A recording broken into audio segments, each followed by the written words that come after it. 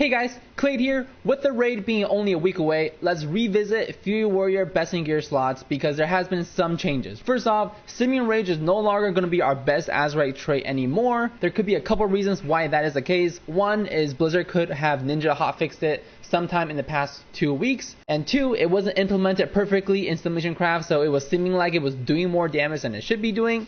But regardless, right now the best Azerite traits that you're going to be able to get is going to be Reckless Flurry and Thunder's Blast. The reason why there's two is that it's not that easy to get Thunder's Blast, right? So first let's talk about that. So Thunder's Blast, this is a trait, right? Dealing damage has a chance to call down Thunder's Blast. It deals an X amount of damage, and then you get a buff that increases the damage by 20%, and then, it keeps increasing to 40%, 60%, 80%, and then once you get to 100% damage, it will also crit, and then it resets the effect, right? So when you can actually get to that crit, it does a large amount of damage.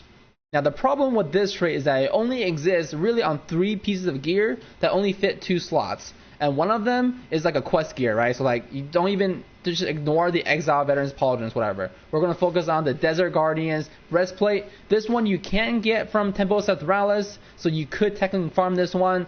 The other one is going to be Dune Crawler Spalders. This one you can only get from World Quests.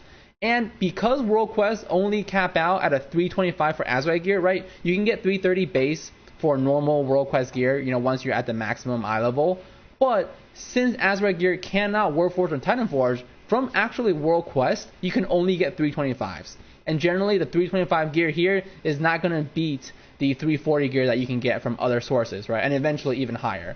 So your best way of getting this piece of gear is hoping that you get an emissary cache that gives Azerite armor like today's Voltu 9 World Quest, where you can get a 340 piece. This, of course, can roll any piece of Azerite gear in the game, and which includes the Dune Crawler Spalders, right? Basically, if you're not going to get it from this cache, the emissary cache that gives you 340, you're not going to be using it. Now, of course, we can't just only look at the outer ring of traits anymore, which is why you're going to be able to ignore this chest piece in a second. So right now, I'm at neck level 19, right? And I think other players are going to be at 18, 17. If you tried really hard before this week, you could have reached 20, but you would have had to grind some island expeditions.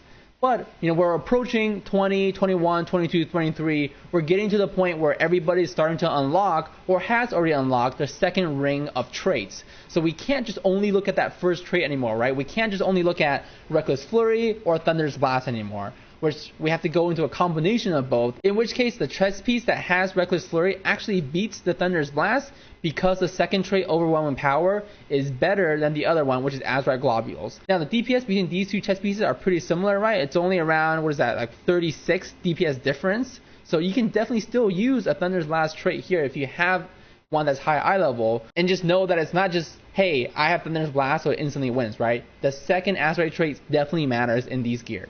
So, of course, the 3 Azerite pieces are going to change. The helmet is going to be Helm of the Raptor King.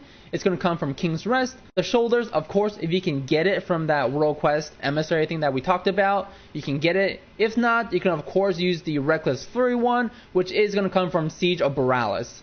And then, of course, the chest piece, we're going to be using the Reckless Flurry one, which is going to come from Tol Dagor. Of course, if you can get the chest piece from Tempo Saturalis, that's definitely fine too.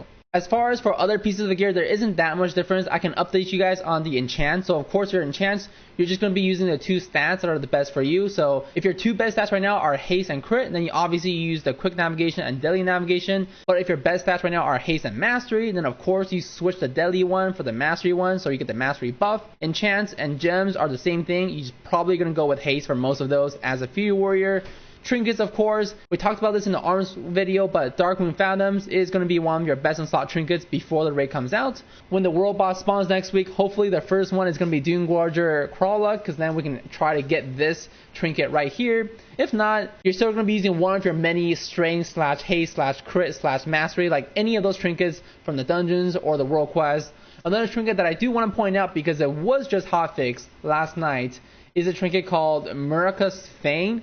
Now, this trinket was complete garbage before the hotfix that just hit it, because one, it was basically a draft of souls that didn't do draft of souls damage, right? When you use the trinket, you couldn't use any abilities. If you use any abilities, it just instantly canceled the trinket. But now, apparently there was an issue where the trinket couldn't crit, and they've also buffed the trinket's damage by 317%. Now, this is an AoE trinket, that the damage just hits everything. It's not split damage, so if this trinket is working correctly and it can actually do a crazy amount of damage, it could be really good for AoE, and it could actually really help Fury AoE, right? Because one of the problems with Fury AoE is that infinite target scaling. Beyond 5 targets, we don't really do that much more damage. With this trinket, if it can be really strong, this could be the answer for Fury AoE. But of course, since this was just hotfix, I do not have this trinket because I wasn't farming for it. But keep your eyes on this trinket. It could become OP in the future. We'll have to see. And I am going to be updating my guide list here, so you can already see the dungeon choice. Of course, when Mythic Plus comes out next week, right, our best weapons, our best in slot helmet is going to come from there. So hey, you guys got to start grinding on those King's Res keys, because